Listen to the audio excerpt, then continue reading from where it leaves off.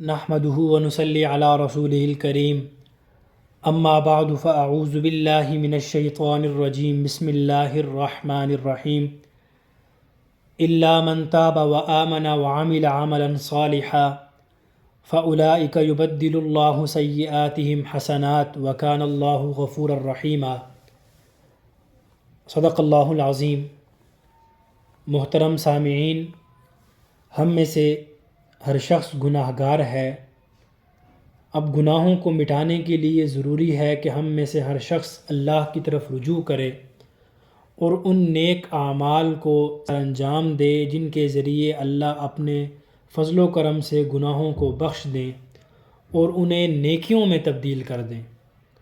تو آج کا ٹاپک ہے وہ اسباب کہ جو گناہوں کی بخشش کا موجب بنتے ہیں۔ سامعین، پہلا سبب ہے ایمان اور نیک اعمال، ایمان و عمل صالح۔ گناہوں کی بخشش کا سب سے بڑا موجب ہے ایمان اور اس کے ساتھ نیک عمل۔ اللہ رب العزت کا فرمان ہے والذین آمنوا وعملوا الصالحات لنکفرن عنہم سیئاتہم ولنجزینہم، کہ وہ لوگ جو ایمان لائے، اچھے اعمال کرتے رہے تو ہم ضرور بالضرور ان کے گناہ معاف کر دیں گے اور انہیں ان کے نیک اعمال کا بہترین بدلہ دیں گے۔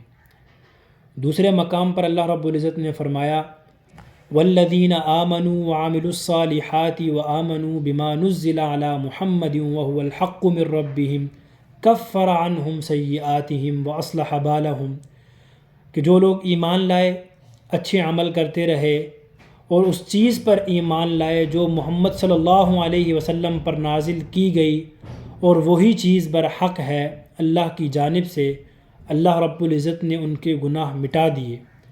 معلوم ہوا کہ انسان کے ایمان لانے اور نیک اعمال کرنے سے گناہ مٹ جاتے ہیں۔ دوسرا سبب ایمان اور تقوی۔ ایمان کے ساتھ تقوی اختیار کرنا یہ بھی گناہوں کے مٹنے کا سبب بنتا ہے۔ اللہ رب العزت نے قرآن مجید میں فرمایا وَلَوْ أَنَّ أَهْلَ الْكِتَابِ آمَنُوا وَاتَّقَوْا لَكَفَّرْنَا عَنْهُمْ سَيِّئَاتِهِمْ وَلَأَدْخَلْنَاهُمْ، کہ اگر اہل کتاب بھی ایمان لاتے ہیں، تقوی اختیار کرتے ہیں تو ہم ان کی بھی گناہ مٹا دیتے ہیں اور انہیں جنت میں داخل کر دیتے ہیں۔ آگے اللہ رب العزت نے دوسرے مقام پر فرمایا ان تجتنبوا کبائر ما تنہون عنہ نکفر عنکم سیئاتکم، کہ اگر تم لوگ ان کبیرہ گناہوں سے بچتے رہو جن سے تمہیں منع کیا گیا ہے تو ہم تمہارے گناہ مٹا دیں گے، تمہیں عزت والا مقام عطا کریں گے۔ نمبر 3، تیسری چیز ہے توبہ صادقہ اور استغفار۔ گناہوں کی بخشش کا ایک بڑا سبب سچی توبہ کرنا ہے اور رب سے صدق دل سے معافی مانگنا ہے۔ اللہ رب العزت نے قرآن مجید میں فرمایا یا ایھا الذین آمنوا توبوا الی اللہ توبۃ نصوحا عسیٰ ربکم ان یکفر عنکم سیئاتکم، کہ اگر اے ایمان والو تم اللہ کے سامنے سچی اور خالص توبہ کرو، قریب ہے تمہارا رب تمہارے گناہ مٹا دے اور تمہیں جنت میں داخل کرے۔ توبہ کرنے سے مراد یہ ہے کہ بندہ اللہ کے سامنے اپنے گناہوں پر ندامت کا اظہار کرے، معافی مانگے اور آئندہ گناہوں کے قریب نہ جانے کا عزم کرے، دین کے فرائض کی پابندی کرے، نیک اعمال کرے، گناہوں کا نیکیوں سے بدلنا۔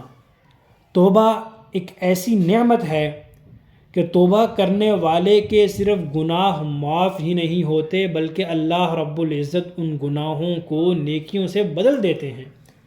اللہ رب العزت نے قرآن مجید میں فرمایا الا من تاب وآمن وعمل عملا صالحا فاولئک یبدل اللہ سیئاتہم حسنات، کہ وہ شخص جو توبہ کرے، ایمان لائے، نیک اعمال کرے، اللہ رب العزت ایسے لوگوں کے گناہوں کو نیکیوں میں بدل دے گا۔ حدیث قدسی ہے اے ابن آدم، اگر تو صرف مجھے پکارتا ہے اور تمام امیدیں مجھ سے وابستہ رکھے تو خواہ تم سے جو بھی گناہ سرزد ہوا ہو میں تمہیں معاف کرتا رہوں گا اور مجھے اس کی کوئی پرواہ نہیں، میں کوئی پرواہ نہیں کروں گا۔ اللہ رب العزت فرما رہے ہیں اور اگر تیرے گناہ آسمان تک پہنچ جائے پھر تم مجھ سے معافی مانگو، میں تمہیں معاف کر دوں گا، میں پرواہ بھی نہیں کروں گا۔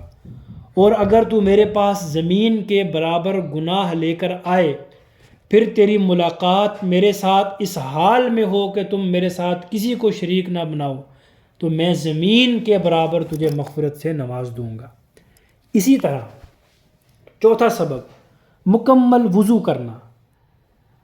آپ صلی اللہ علیہ وسلم نے فرمایا جو شخص اچھی طرح وضو کرے اس کے گناہ اس کے جسم سے نکل جاتے ہیں، یہاں تک کہ ناخنوں کے نیچے سے بھی اللہ رب العزت اس کے گناہ نکال دیتے ہیں۔ پانچواں سبب گناہوں کے مٹنے کا مساجد کی طرف چل کر آنا۔ حضرت ابو ہریرہ رضی اللہ تعالیٰ عنہ کا بیان ہے، آپ صلی اللہ علیہ وسلم نے فرمایا جو شخص اپنے گھر میں وضو کرے پھر اللہ کے گھروں میں سے کسی گھر کی طرف روانہ ہو جائے، اس کا مقصد رب کے فرائض میں سے ایک فریضہ ادا کرنا ہو، تو اللہ رب العزت اس کے 2 قدموں میں سے ایک قدم پر گناہ کو مٹاتا ہے اور دوسرے قدم پر اس کا ایک درجہ بلند کرتا ہے۔ دوسرے مقام پر آپ صلی اللہ علیہ وسلم نے فرمایا کیا میں تمہیں وہ اعمال نہ بتاؤں جن کے ساتھ اللہ گناہوں کو مٹاتے ہیں، درجات کو بلند کرتے ہیں؟ انہوں نے جواب دیا کیوں نہیں اللہ کے رسول بتائیے۔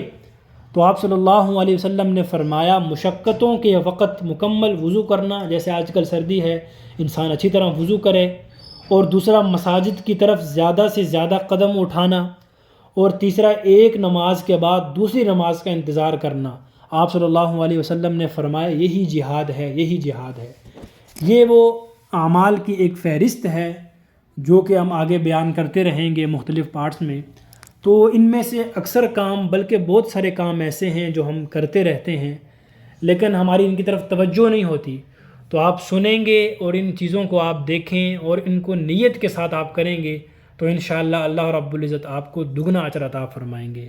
وآخر دعوانا ان الحمد للہ رب العالمین۔